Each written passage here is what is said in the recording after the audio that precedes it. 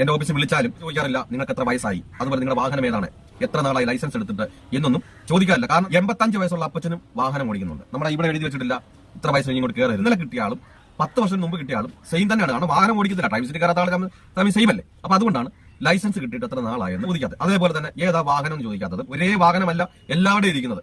അപ്പൊ ഒരേ വാഹനത്തിലല്ല നമുക്ക് പഠിക്കുന്നത്. അപ്പൊ അതുകൊണ്ടാണ് ഏതാ വണ്ടി എന്നും ചോദിക്കാത്തത്. അപ്പൊ മാനുവൽ വണ്ടി എന്ന് പറയുമ്പോൾ നമുക്കറിയാം ക്ലച്ചും ബ്രേക്കും ആസൈഡ് സ്റ്റിയറിംഗും ഗിയറും. ഏത് പ്രായക്കാർക്കും എന്ത് ചെയ്യാം, ഈ കാര്യങ്ങളൊക്കെ ശ്രദ്ധിച്ച് നമുക്ക് ചെയ്യാൻ പറ്റി കഴിഞ്ഞാൽ വളരെ എളുപ്പത്തിൽ തന്നെ നമുക്കൊരു കാർ ഡ്രൈവ് ചെയ്യാവുന്നതാണ്. നമസ്കാരം, പുതിയൊരു വീഡിയോയിലേക്ക് സ്വാഗതം.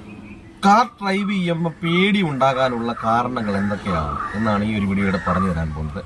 പലർക്കും ലൈസൻസ് ഉണ്ട്, വാഹനമുണ്ട്, പക്ഷെ പേടിയാണ് എന്നുള്ളവരാണ് പലരും. അപ്പൊ അങ്ങനെയുള്ളവർക്ക് വേണ്ടിയിട്ടാണ് ഈ ഒരു വീഡിയോ. എങ്ങനെ ഒരു കാർ ഡ്രൈവ് ചെയ്യാൻ പേടി കൂടാതെ ഒരു കാർ ഓടിക്കാം എന്നതിനെ പറ്റിയാണ്.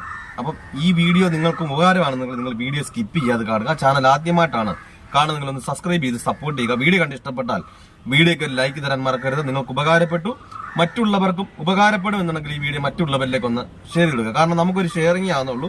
പലർക്കും ഇതുപോലെ പേടിയും ലൈസൻസ് കയ്യിലോട്ട് വാഹനമുണ്ട്, പക്ഷെ പേടി കാരണം വാഹനം എടുക്കാത്തവരുണ്ട്. അപ്പം നിങ്ങൾക്ക് ഉപകാരപ്പെട്ടു എങ്കിൽ ഒന്ന് ഷെയർ ചെയ്ത് കൊടുക്കുക. എന്തായാലും നമുക്ക് നേരെ വീഡിയോയിലേക്ക് പ്രവേശിക്കാം.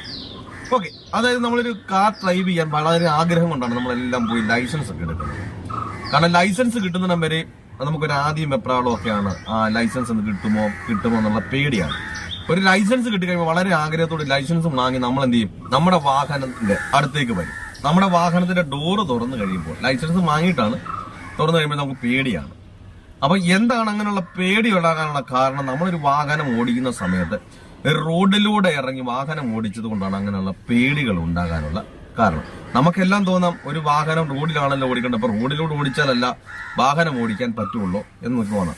കാരണം നമ്മളൊരു വാഹനം ഓടിക്കുമ്പോൾ നമ്മളൊരു കാരണവശാൽ ആണായാലും പെണ്ണായാലും നമ്മുടെ ശരീരം കൊണ്ടല്ല നമ്മൾ വാഹനം ഓടിക്കുന്നത്, നമ്മുടെ രണ്ട് കൈയും രണ്ട് കാലും കൊണ്ടാണ്. അപ്പൊ നമുക്ക് കൈക്കും കാലിനും വഴക്കമില്ലാത്തടത്തോളം കാലം എവിടെ ഓടിച്ചാലും എന്ത് ചെയ്യത്തില്ല, കാരണം നമുക്കൊരു പേടി മാറില്ല. കാരണം നമ്മളൊരു വാഹനം റോഡിലൂടെയാണ് ഓടിക്കേണ്ടത്. അപ്പൊ റോഡിലൂടെ ഓടിക്കുമ്പോൾ നമുക്ക് വണ്ടിയുടെ കാര്യങ്ങൾ മാത്രം ശ്രദ്ധിച്ചാൽ പോരാ, ആളുകൾ ഉണ്ടാകാം, വണ്ടികൾ ഉണ്ടാകാം, വണ്ടിക്ക് സൈഡുകൾ കൊടുക്കേണ്ടതായിട്ടുണ്ടാകാം.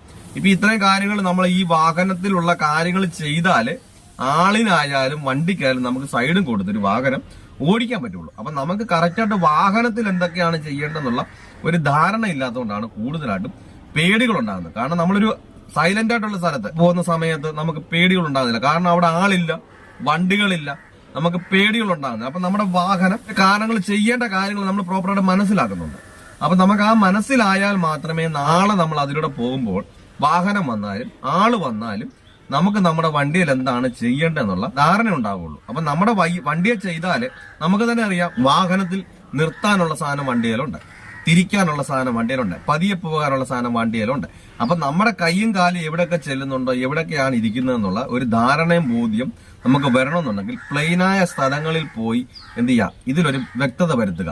നമ്മൾ റോഡിലേക്ക് ഇറങ്ങി കഴിഞ്ഞപ്പോഴും തന്നെ നമ്മുടെ ശ്രദ്ധ മുഴുവനും വരുന്ന വാഹനത്തിലേക്കും അതുപോലെ തന്നെ ഓപ്പോസിറ്റ് വരുന്ന ആളിലേക്കൊക്കെ ആയി പോകുമ്പോൾ നമ്മുടെ കൈ എവിടെ ഇരിക്കുന്നോ കാലെവിടെ ഇരിക്കുന്നോ പലർക്കും എന്ത് ചെയ്യത്തില്ല, ഒരു ധാരണ ഉണ്ടാകത്തില്ല. അപ്പൊ അതുകൊണ്ടാണ് കൂടുതലായിട്ട് എന്താണെന്ന് പേടി ഉണ്ടാകാനുള്ള കാരണം. നമ്മുടെ വണ്ടിയിൽ ചെയ്യേണ്ട കാര്യങ്ങൾ നമുക്ക് കറക്റ്റായിട്ട് ചെയ്യാൻ അറിയില്ല. കാരണം നമ്മുടെ കൈക്കും കാലിനും വഴക്കം വന്നാൽ എന്ത് ചെയ്തോളൂ, നമുക്കൊരു പേടിയില്ലാതെ ഒരു വാഹനം നമുക്ക് ഓടിക്കാൻ പറ്റുള്ളൂ. അപ്പൊ നമുക്ക് നമ്മുടെ കയ്യിലും കാലിലുമാണ് നമ്മൾ ഡ്രൈവ് ചെയ്യുന്നത്. അപ്പം നമുക്ക് അതിൽ നല്ലൊരു പ്രാക്ടീസ് ഇല്ലാതെ എന്ത് ചെയ്യാൻ പറ്റത്തില്ല, നമുക്ക് പേടിയില്ല അതൊരു വാഹനം ഓടിക്കാൻ പറ്റില്ല. അത് കിട്ടണമെന്നുണ്ടെങ്കിൽ ഞാൻ നേരത്തെ എല്ലാ വീഡിയോയിലും പറയുന്നത് പോലെ നല്ല പ്ലെയിനായ സ്ഥലങ്ങളിലോ അല്ലെങ്കിൽ നല്ല ഗ്രൗണ്ടുകളിലൊക്കെ പോയി എന്ത് ചെയ്യാം, നമ്മുടെ കൈക്കും കാലിലും നല്ലൊരു വഴക്കം നമ്മൾ ഉണ്ടാക്കുക. അല്ലാതെ നമുക്ക് ഒരു കാരണവശാലും നമുക്ക് എന്ത് ചെയ്യാൻ പറ്റത്തില്ല. നമുക്ക് റോഡിൽ ഇറങ്ങുന്ന സമയത്ത് പെട്ടെന്ന് ഇതെല്ലാം ചെയ്യേണ്ടത്.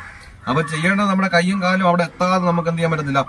നമുക്ക് ഒരു കാരണവശാലും ഒരു വണ്ടി നിർത്തണമെങ്കിൽ നിർത്താനോ അല്ലെങ്കിൽ തിരിക്കണമെങ്കിൽ തിരിക്കാനോ സ്ലോ ചെയ്യണമെങ്കിൽ സ്ലോ ചെയ്യാനോ സ്പീഡ് കൂട്ടണമെങ്കിൽ സ്പീഡ് കൂട്ടാനോ എന്ത് ചെയ്യത്തില്ല, കയ്യോ കാലോ അവിടെ പോകില്ല. അപ്പൊ കയ്യോ കാലോ അവിടെ പോകണമെന്നുണ്ടെങ്കിൽ ഇതുപോലുള്ള സ്ഥലങ്ങളിൽ പോയി നമ്മുടെ കൈക്കും കാലിനും നല്ല വഴക്കം നേടുക. എന്നാൽ മാത്രമേ നമുക്ക് പേടിയില്ലാതെ എന്ത് ചെയ്തൊരു വണ്ടിയിൽ കോൺഫിഡന്റോട് കൂടി വണ്ടിയിൽ നിന്ന് ഓടിക്കാൻ പറ്റുള്ളൂ. അപ്പൊ അതിനായിട്ട് ആദ്യം എന്താണ് ചെയ്യേണ്ടത്, ഞാൻ പല വീഡിയോയിലെ പറയാറുണ്ട്, നമ്മുടെ സീറ്റ് കാര്യങ്ങളൊക്കെ ക്ലിയർ ചെയ്യണം. കാരണം ഇപ്പൊ പലർക്കും തോന്നാം ഈ പുള്ളി ഏത് വീഡിയോ വന്നാലും സീറ്റിനെ പറ്റി പറയാറുണ്ട്. ഇതിന് എപ്പോഴും സീറ്റ് മാത്രം പറഞ്ഞാൽ സീറ്റ് സെറ്റ് ആക്കാനാണോ സീറ്റ് റെഡിയാക്കാനാണോ പാട്, അതിലല്ല ഒരു വണ്ടി ഓടിച്ച് കാണിക്കുക, ഒരു വണ്ടി ഓടിക്കാനല്ല പാടെന്നൊക്കെ തോന്നാം. കാരണം ഞാനിപ്പോ എനിക്കൊരു വണ്ടി ഓടിക്കാൻ അറിയാവുന്നത് കൊണ്ട് ഓടിച്ച് കാണിക്കാവുന്നതുകൊണ്ട് നിങ്ങൾക്ക് ഓടിക്കണമെന്നില്ല. കാരണം നിങ്ങളുടെ വീട്ടിൽ വാഹനമുണ്ട്, നിങ്ങളുടെ വീട്ടിൽ വണ്ടി ഓടിക്കുന്നവരുണ്ട്. അപ്പൊ നിങ്ങൾ ആ ആളിന്റെ കൂടെ ഇരുന്ന് നിങ്ങൾ ഇരിക്കുമ്പോൾ ആള് വണ്ടി ഓടിക്കുന്ന കണ്ടുകൊണ്ട് നിങ്ങൾക്ക് ഇപ്പൊ ഓടിക്കണമെന്നില്ല. ഞാനിപ്പോ ഈ പറയുന്ന കാര്യങ്ങൾ നിങ്ങളുടെ വാഹനത്തിലുണ്ട്. അപ്പൊ നമ്മൾ എന്താണ് ചെയ്യേണ്ടതെന്നാണ് ഞാനിപ്പോ നിർത്തിയിട്ട് ഈ കാര്യങ്ങളെല്ലാം പറയുന്നത്. അപ്പൊ നമ്മുടെ വാഹനത്തിൽ ഇന്ന കാര്യങ്ങളൊക്കെ ഉണ്ട്. അപ്പൊ നിങ്ങളുടെ വാഹനത്തിന് നിങ്ങളുടെ കൈ കൊണ്ടും കാലും കൊണ്ടാണ് വണ്ടി ഓടിക്കേണ്ടത്. അപ്പൊ നമ്മുടെ കൈയും കാലും അവിടെ എത്തുന്നുണ്ടോ, ചെല്ലുന്നുണ്ടോ, ചെയ്യാൻ പറ്റുന്നുണ്ടോ, ഇതിലെന്ത് ചെയ്യണം, നമ്മൾ പ്രാക്ടീസ് ചെയ്യുക. അല്ല ഞാനിപ്പോ എനിക്ക് ഓടിക്കാൻ അറിയാവുന്നതുകൊണ്ട് ഞാനിപ്പോ ഇത് കണ്ടോ അത് കണ്ടോ എന്ന് പറഞ്ഞുകൊണ്ട് കാണിച്ചുകൊണ്ടിരുന്നതുകൊണ്ട് നിങ്ങളൊരു വണ്ടി ഓടിക്കണമെന്നൊന്നും ഇല്ല. ഞാനിപ്പോ ഈ ഇതേ കാര്യങ്ങൾ തന്നെ പല വീഡിയോകളായി ഇതേ കാര്യങ്ങൾ തന്നെയാണ് പറയുന്നത്. നമുക്ക് ആവശ്യം 10 പ്രാവശ്യം പറഞ്ഞിട്ടുണ്ടെങ്കിൽ ഒരു പ്രാവശ്യം കൊണ്ട് ശ്രദ്ധിച്ചു കഴിഞ്ഞാൽ എന്ത് ചെയ്യാം, നമുക്ക് തന്നെ ഒരു കോൺഫിഡൻസ് ഉണ്ടാകും, ധൈര്യം ഉണ്ടാകും, പേടികൾ മാറും. അല്ല നമ്മൾ റോഡിലോട്ട് ഇറങ്ങിക്കൊണ്ട് ഒരു കാരണവശാലും എന്ത് ചെയ്തില്ല, ഡ്രൈവിംഗ് പഠിക്കില്ല. കാരണം നമുക്ക് പേടികൾ മാറില്ല. കാരണം നമ്മളെപ്പോഴും നമ്മുടെ സ്വാഭാവികമായിട്ടും നമുക്ക് തുടക്കക്കാരാകുമ്പോൾ നമ്മുടെ കണ്ണെന്ത് ചെയ്യും, ഓപ്പോസിറ്റ് ഇരുന്ന വണ്ടിയിലേക്കും ആളിലേക്കും ഒക്കെ പോകും. അപ്പൊ നമ്മുടെ വണ്ടി ചെയ്യേണ്ടതെല്ലാം നമ്മൾ എന്ത് ചെയ്യും, ഓർക്കത്തില്ല, ചെയ്യാൻ പറ്റില്ല. കാരണം നമുക്ക് അതിനകത്ത് കോൺഫിഡൻസ് ഇല്ലാത്ത നമ്മുടെ കൈയും കാര്യം പെട്ടെന്ന് അങ്ങോട്ട് പോകില്ല. അപ്പോൾ ഒരു കാരണവശാലും എന്ത് ചെയ്യരുത്, നമ്മുടെ പേടികൾ മാറണമെങ്കിലോ ഒരു കോൺഫിഡൻസ് വണ്ടി ഓടിക്കണമെങ്കിലോ നമ്മൾ സൈലന്റ് ആയ സ്ഥലത്ത് ചെന്നിട്ട് നമുക്ക് നമ്മുടെ വാഹനത്തിൽ ചെയ്യേണ്ട കാര്യങ്ങൾ നമ്മൾ ഡ്രൈവ് ചെയ്യാൻ വേണ്ടി എന്തൊക്കെ ഉപയോഗിക്കുന്നുണ്ട്, നമ്മുടെ കൈയും കാലും കൊണ്ട് ഏതൊക്കെ കൈയും കാലുമാണ് അവിടെ ഉപയോഗിക്കുന്നത് എന്ന് നമ്മൾ മനസ്സിലാക്കി നമ്മൾ സൈലന്റ് ആയിട്ടിരുന്ന സ്ഥലത്ത് നമ്മൾ ചെന്ന് ഇത് കൈയും കാലും നമ്മുടെ അവിടെ ഒരു വഴക്കം കിട്ടിയാൽ എന്ത് ചെയ്യാം, പേടി കൂടാതെ ഏത് പ്രായത്തിലുള്ളവർക്കും എന്ത് ചെയ്യാം, വാഹനം ഓടിക്കാൻ. അല്ലാതെ ഇതിനകത്തൊരു പ്രായം ഒരു പ്രശ്നമല്ല. നമ്മളിപ്പം എന്റെ ഓഫീസിൽ വിളിച്ചാലും ഞങ്ങൾ ചോദിക്കാറില്ല നിങ്ങൾക്ക് എത്ര വയസ്സായി, അതുപോലെ നിങ്ങളുടെ വാഹനം ഏതാണ്, എത്ര നാളായി ലൈസൻസ് എടുത്തിട്ട് എന്നൊന്നും ചോദിക്കാറില്ല. കാരണം നമുക്ക് 85 വയസ്സുള്ള അപ്പച്ചനും വാഹനം ഓടിക്കുന്നുണ്ട്. നമ്മുടെ ഇവിടെ എഴുതി വെച്ചിട്ടില്ല ഇത്ര വയസ്സ് കഴിഞ്ഞ് ഇങ്ങോട്ട് കയറരുത്. അതുപോലെ തന്നെ എത്ര നാളായി ലൈസൻസ് കിട്ടി എന്ന് പറഞ്ഞിട്ട് അർത്ഥമില്ല. കാരണം വെച്ചാൽ ഇന്നലെ കിട്ടിയ ആളും 10 വർഷത്തിന് മുമ്പ് കിട്ടിയ ആളും സെയിം തന്നെയാണ്. കാരണം വാഹനം ഓടിക്കത്തില്ല, ഡ്രൈവിംഗ് സീറ്റ് കയറാത്ത ആൾ തമ്മിൽ സെയിം അല്ലേ. അപ്പൊ അതുകൊണ്ടാണ് ലൈസൻസ് കിട്ടിയിട്ട് എത്ര നാളായെന്ന് ഞങ്ങൾ ചോദിക്കാത്തത്. അതേപോലെ തന്നെ ഏതാ വാഹനം എന്ന് ചോദിക്കാത്തത്.